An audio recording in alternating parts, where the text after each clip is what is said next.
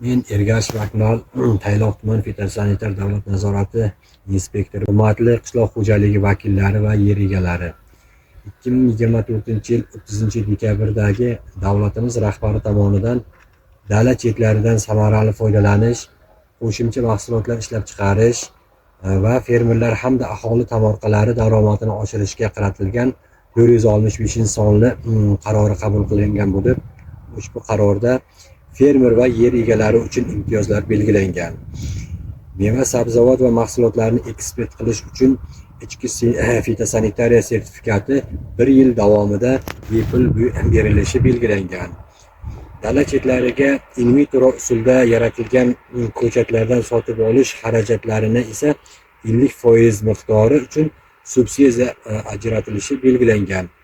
Biroq fermer va yer egalari tomonidan belgilangan imtiyozlardan foydalanmasdan o'zlariga tegishli bo'lgan yer maydonlarining dala chetlariga har yil 1-aprelga qadar ekin ekmaslik holatlari aniqlanganda ta'sir choralari qo'llanishi, ya'ni qishloq xo'jaligi mahsulotlarini yetishtiruvchilarga ularning barcha qishloq xo'jaligiga mo'ljallangan yerlari uchun yer solig'i 3 karra miqdorida hisoblanishi ko'rsatib o'tilgan.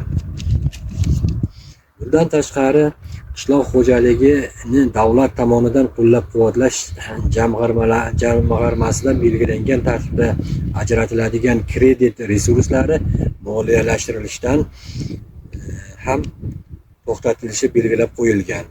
E'tiborlaringiz uchun rahmat.